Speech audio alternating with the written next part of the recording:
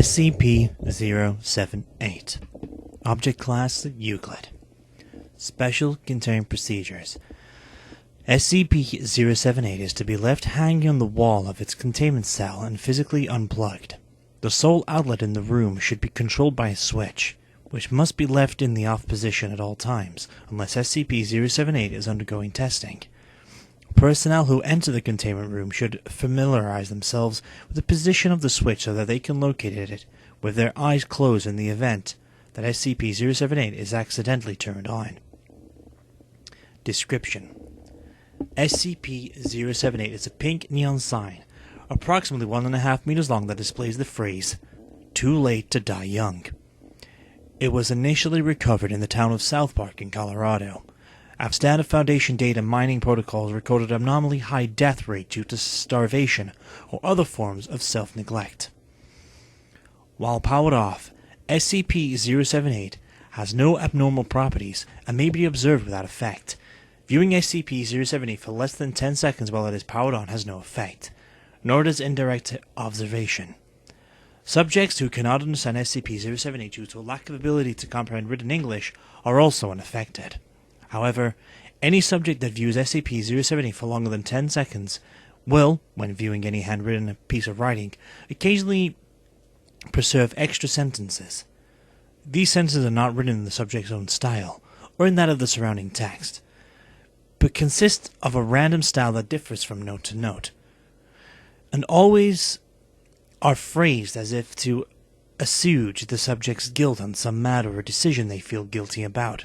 For example, a D-Class personnel who was convicted of murdering his wife in a heated argument read the sentence, "She deserted for not doing what you said." In his unwritten journal, while Dr. Aitker, who left his family to work for the Foundation and was accidentally exposed, found the sentence, "Your work will save humanity," on his notes on SCP-76524.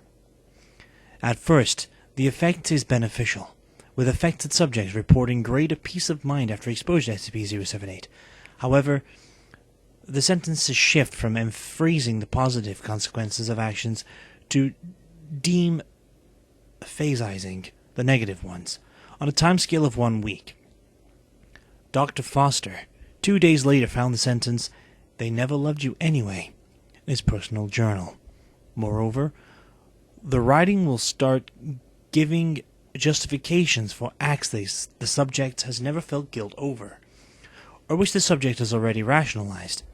The subject will then start reconsidering his justifications for those actions, as well as attempting to justify any further actions that they take. The need for rationalization increases as time goes on, and they will start vocalizing their thought process, and by the end of 1 week, any task the subject performs more trivial than the basics of survival will induce about neurosis, as the subject attempts to rationalize why they did not instead take some time other action. By the end of 2 weeks, the subject is unable to eat food. After the first bite, they will spend the next hour justifying why they ate the specific part of the meal first. Death due to malnutrition follows unless the subject is fed intravenously.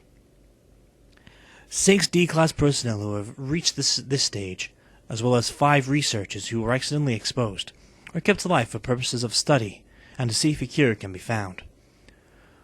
The sole exception of SCP-078's effect is SCP-078 itself. Any subject who views SCP-078 a second time will see it displaying increasingly more guilt-inducing messages as duration since their first exposure increases. All subjects who have viewed it a week after initial exposure have attempted suicide. Addendum 07801 D Personnel 19384, whose handwriting was an unusual mix of cursive and print, was exposed to SCP-078 and was then terminated after reaching the consequence-free stage. Subsequently, other subjects have reported seeing sentences in the same cursive print mix. It is possible that those who die after being exposed to SCP-078 are incorporated into it in some way.